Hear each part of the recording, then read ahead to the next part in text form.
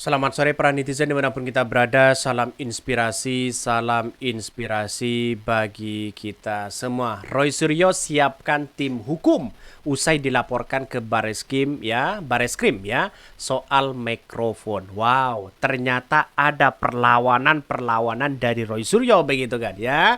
Kira-kira jangan mentang-mentang ini dan itu melaporkan sana sini, justru Roy Suryo akan melaporkan balik begitu kan. Ya, langkah itu sudah disiapkan oleh Roy Suryo begitu. Artinya, ya Roy Suryo tidak tinggal diam. Apa yang diperjuangkan Roy Suryo mungkin benar dalam cuitan itu begitu kan.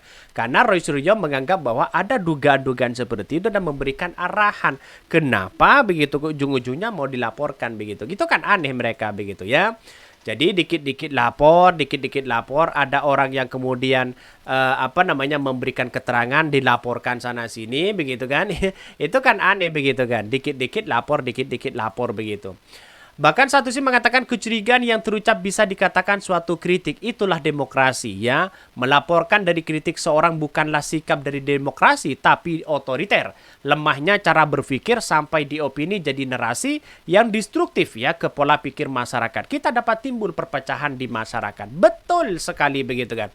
Rasionalitas begitu sebagai orang yang memberikan kebebasan berpendapat, sebagai menganggap bahwa ini dugaan, sebagai menganggap bahwa ini kritikan, lalu kemudian dianggap sebagai berita hoax, dianggap sebagai ya undang-undang ITE, ya melanggar undang-undang ITE, dianggap ya lapor sana sini begitu kan. Semakin hari demokrasi kita kalau doyan lapor sana sini, ya gimana untuk menjadi kiprah begitu kan, menjadi kiblat demokrasi di negara dunia begitu kan ya. Kalau seperti ini terus ya demokrasinya gagal ya, ekonominya juga gagal. Bisa saja seperti itu begitu. Jadi saya kira ada yang aneh begitu kan. Bahkan ya kok berita kok bentar-bentar dilaporin kok bentar. Masukkan saja langsung ke predio buatan kegaduhan katanya begitu. Ini banyak sekali pro dan kontra begitu. Tapi saya kira ya semua ini adalah negara demokrasi. Boleh Anda melaporkan sana sini boleh begitu kan. Tapi dengan rasionalitas ya. Dengan sebuah pemikiran yang ada, dengan rasional choice begitu kan, nah rasional choice begitu kan, rasionalitas begitu kan, cara berpikir kita ya kepada sosok itu siapapun begitu kan, dalam artian bahwa ya lapor sana sini itu kan dengan sesuai dengan konteks mereka begitu kan. Kalau hanya mengkritik begitu kan ya wallahu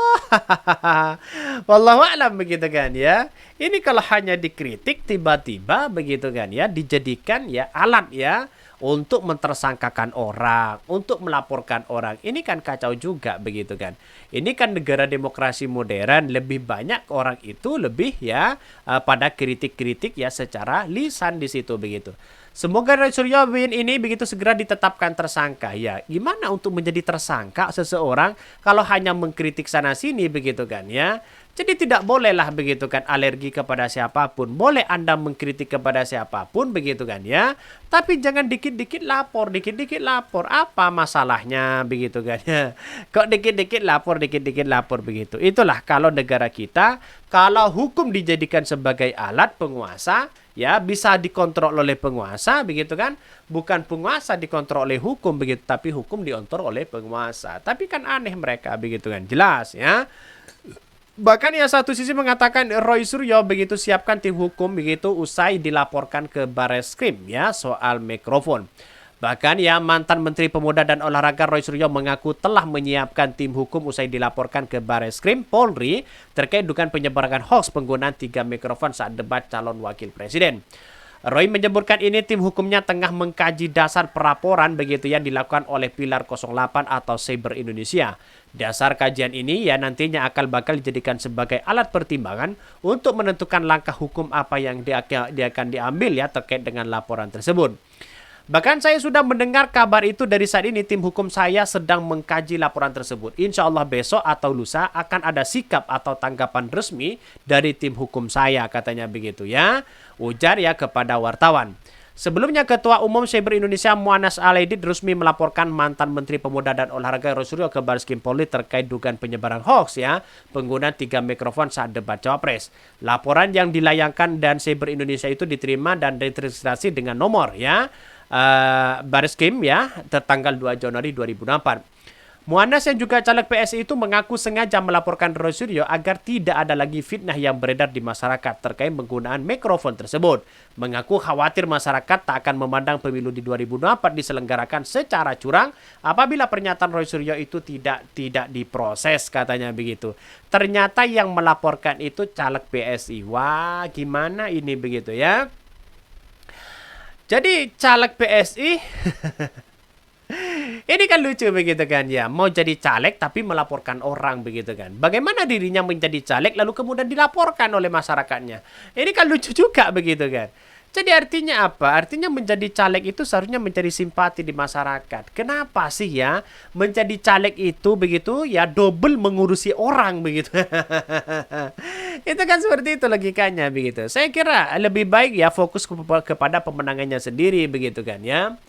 Bahkan ya biar tidak ada fitnah, saya beranggapan mesti ada proses hukum terhadap Roy Suryo. Jangan sampai nanti ya publik ya beranggapan ya pemilu ini dinilai memang berlangsung secara dianggap sebagai curang, katanya begitu ya. Dalam laporan tersebut diduga melakukan tindak pidana ya ujaran kebencian dan berita bohong.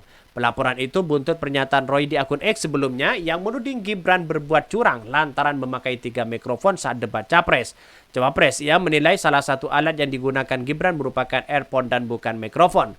Bahkan ya konsorsium penyelenggara debat ya calon wakil presiden 2024 bukan suara soal tudingan ya yang adanya earphone spesial untuk ya menggabungkan Raka Buming Raka yang disampaikan Roy Suryo.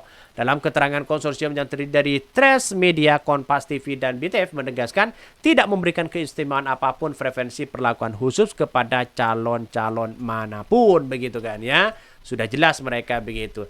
Saya kira melihat dari dugaan ya yang kemudian ditweet oleh Roy Suryo di situ seolah-olah saya kira menganggap begini. Itu kan sebuah kritikan pertama, sebuah dugaan begitu kan ya. Masa dianggap sebagai dugaan, dianggap sebagai kritikan lalu tiba-tiba dilaporkan. Ya, ini kan lucu juga begitu kan ya. Jadi artinya apa? Artinya bahwa pelaporan-pelaporan seperti ini di negara demokrasi ya tidak usum begitu kan, tidak umum lah begitu kan ya, tidak begitu, tidak tren hari ini begitu kan. Lebih baik ya adu gagasan sehingga masyarakat percaya apa begitu kan ya, ya bantah dong di situ sehingga masyarakat bisa percaya begitu.